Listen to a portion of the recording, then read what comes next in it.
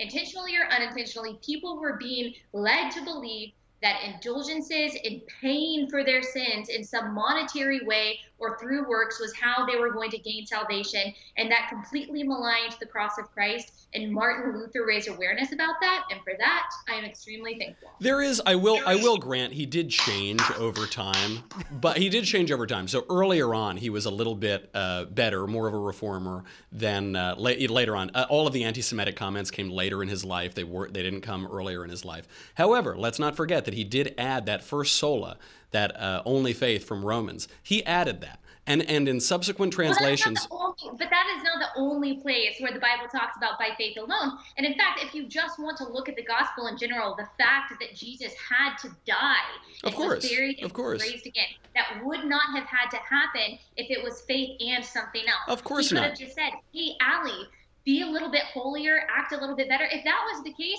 he would have been totally fine with the Pharisees because the Pharisees were the holiest of them all. But obviously it wasn't about works. It was about faith. Of course, but I think it's a straw man. I don't see anywhere in church teaching where the Catholic Church has ever taught that through works you will earn your salvation. The Church explicitly called that a heresy. That's the heresy of Pelagius in the 4th or 5th century.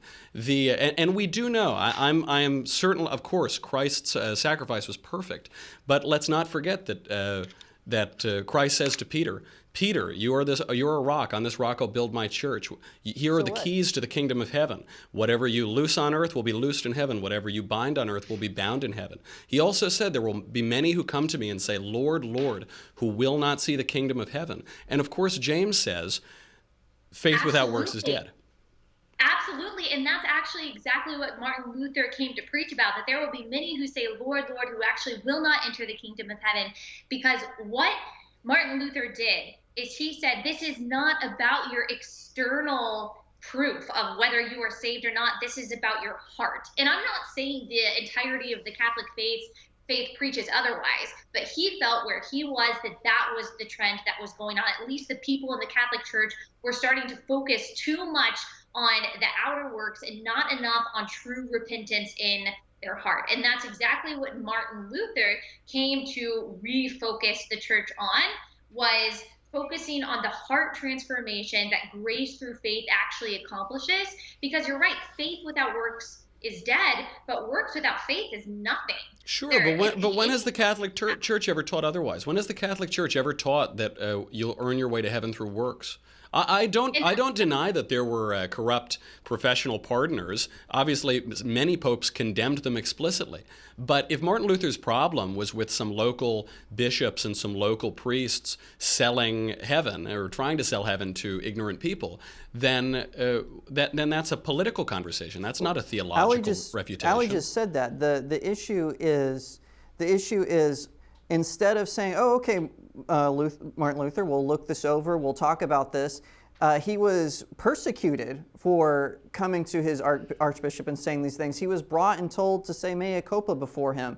And instead of doing that, he stood his ground. And of course, like as you said, years later, he seemed to become a little bit embittered. But let's not forget. That's an understatement, sure. Yeah, well, as I'm saying, it was because Catholic mobs attacked his followers and burned them at the stake and stoned them. Well, so if anybody was a proponent of burning at the stake, I think we would all agree that Martin Luther was a proponent. Well, sure, and I'm not going to defend Martin Luther in his entirety. After all, if there was one thing Catholics and Protestants were united in, it was the persecution of the early evangelicals. Of course, they weren't called that back then, but that exactly what Allie has said. It's more about by faith alone and standing up to the corruption of his day. I will bring up this point though, because I am sympathetic to a lot of these Protestant arguments, and I do like a lot of Protestant theologians and apologists.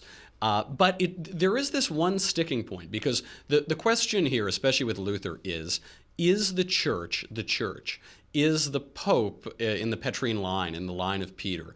And did Christ institute a real church on earth with a real clergy and real buildings and real windows in real places? Or is it strictly an ethereal sort of thing that floats about and does not have real clergy and real windows and things like that? And it just seems to me that in a religion which is based on a fact, it's not based on a philosophy, it's based on a fact, the incarnation of the divine Logos into a particular person, through a particular mother, at a particular place, in a particular time, where he performed particular miracles in space and time on real people, and then literally was killed by someone named Pontius Pilate, and then was literally resurrected, stayed around for 6 weeks, and then ascended into heaven, that it makes sense to me that that guy would have picked 12 real people to be the apostles, and when he said, I establish a church, would have established a real institution on earth. It's hard for me to get beyond that and to think that really there's all fact, a unity of the symbol and the symbolized, of the Logos and the Creator and the creation. But then it just becomes ethereal after that.